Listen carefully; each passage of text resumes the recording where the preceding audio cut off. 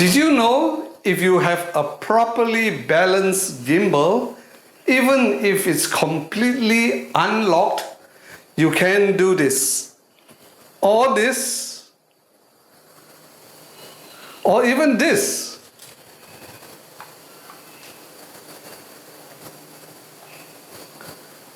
If you didn't, stay around and I'll show you how you can put your gimbal to good use in bird photography.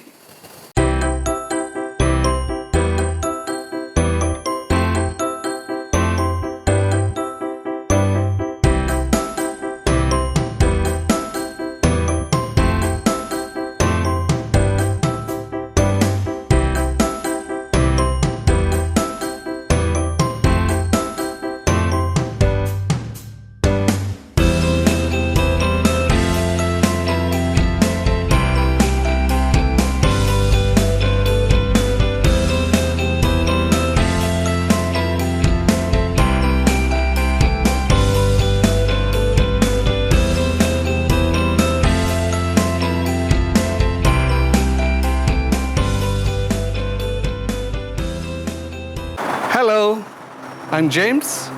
Welcome back to my birding channel. In this video, I will be sharing with you some tips about using the gimbal in bird photography. As birders, we know that the birds are usually a long distance away.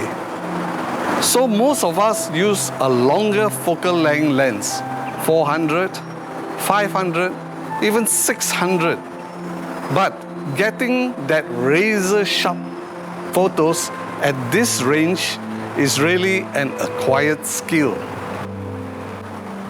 Some birders can achieve this simply by hand-holding their camera, but for most of us, the tripod is essential.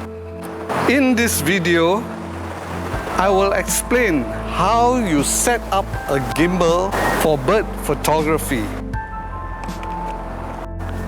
This is specially made for newer birders, whom I have noted have been starting to switch from the ball head to the gimbal as their choice of tripod mounts nowadays. And for those whom I noted are still making some mistakes in using the gimbal. I will take you back to my home studio for the next segment of this video.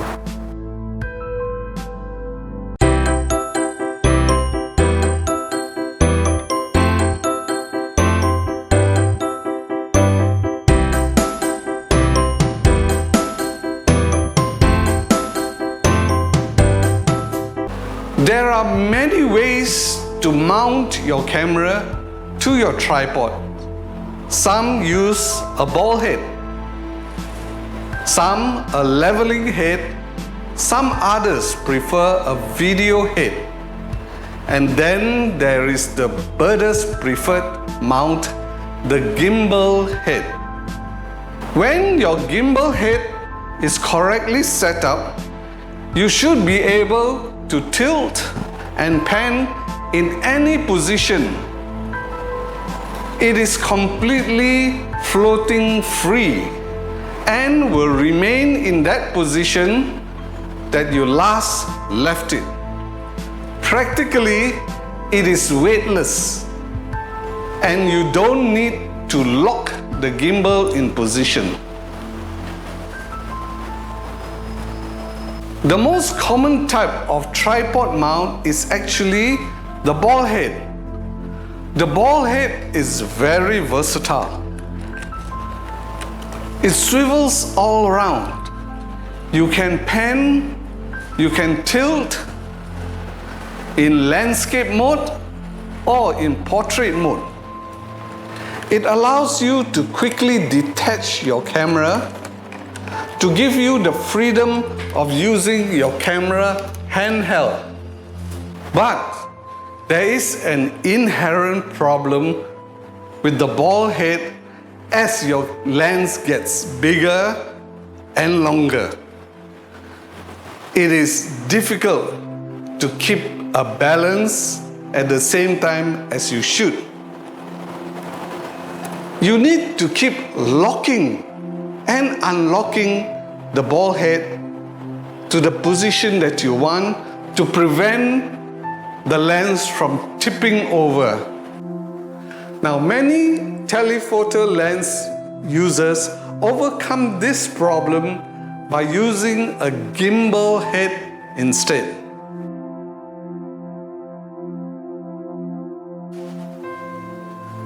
A correctly positioned gimbal allows you complete freedom of movement, swiveling, panning, tilting, without the fear of losing your balance or your telephoto lens toppling over.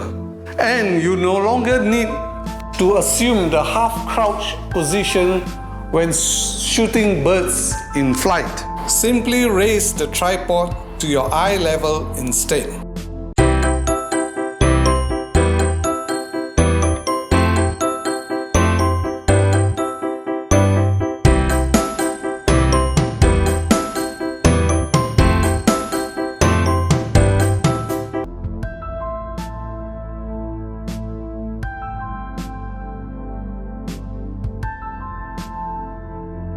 First, you will need a very sturdy tripod. One that can support the combined weight of your camera and your heavy lens. Make sure your tripod is precisely level. Use the spirit level to check that it is level. Or some birders prefer using a leveling base. Just make sure that it is level when you begin to do your calibration. Next, of course, is the gimbal head itself. Most gimbals are similar in design, whether it is a full gimbal with a swivel arm or a side-mounted gimbal. Gimbals, just like ball heads, come in a variety of sizes. You need one that is suitable for the combined weight of your camera and heavy lens. The gimbal head has two main parts. First, the vertical post that rotates around your tripod center column.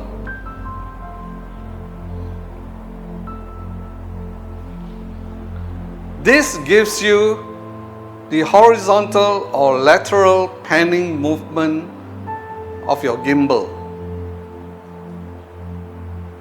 The second part is a swivel arm that's attached to the pivot point of the vertical post. This swivel arm allows you to tilt your camera up or down and gives you the tilting axis to point your camera up or down. Most gimbals come with a mounting plate. Attach this mounting plate to the collar foot of your lens. Attach it to the cradle like this. Now, loosen the swivel arm and adjust the lens mounting forward or back to get the lens in a horizontal position. If it is pointing up, it means that the lens is back heavy. Move your lens forward until the lens automatically comes to a horizontal position. Once you get this correct, the center of balance that is, the center of gravity of your lens is directly over your tripod center column. If you have a very heavy or very long lens, you may find that the mounting plate is inadequate to reach the center of balance. You will need a longer plate known as a nodal rail. Attach the nodal rail to the foot and make your adjustments accordingly.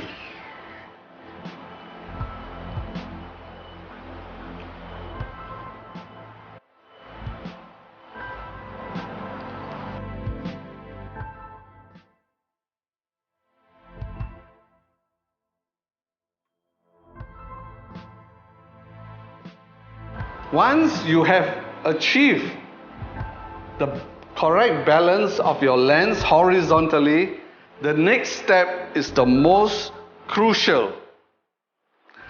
Now, this is the center of gravity or center of balance of your lens. You must move the horizontal center of your lens up to where your pivot point is.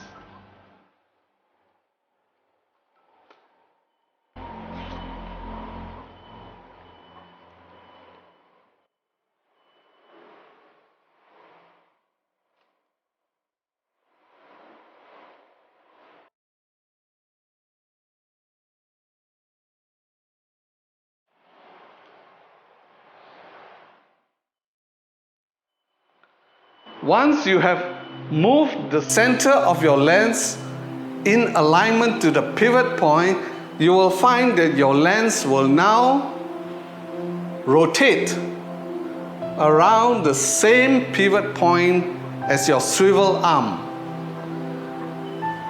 You can check the alignment of your center of gravity to the pivot point by tilting your camera up or down. If it swings by itself back to the horizontal, it means you have not achieved the alignment. Once you have achieved this, the lens is perfectly balanced. The weight in front of the center of gravity is equal to the weight of the equipment behind the center of gravity. If your lens is correctly aligned to the pivot point, if you point it up, it remains up because the weight is equal. If you point it down, the weight is equal at the center of gravity, and it will remain in the position that you last left it. Up, vertical, even around.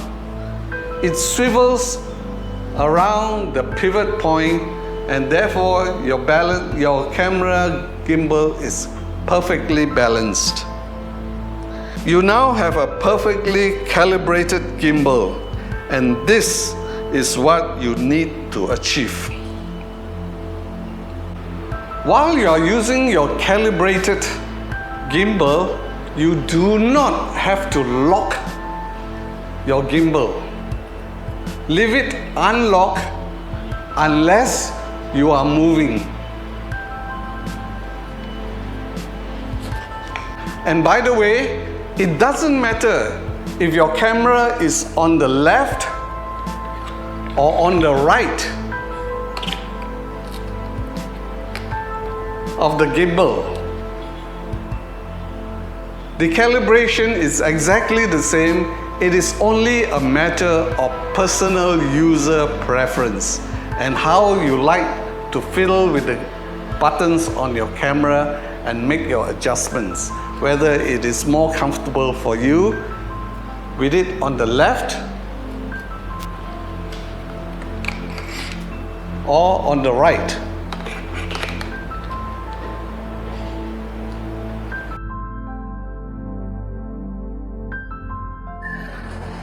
Before I end this video, I want to add a caveat.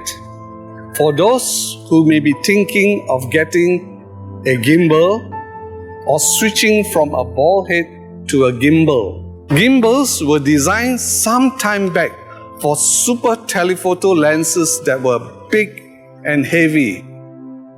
A perfect solution from that time till even now.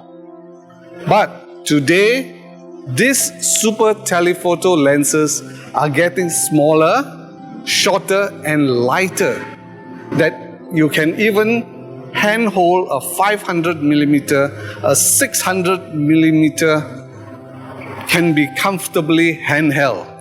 So, a gimbal may be something that eventually will go out of date and become unnecessary, especially with new technologies like built-in body stabilization, lens stabilization, image stabilization. Perhaps a small ball head or a small video head will then be sufficient again. I'll leave that decision to you.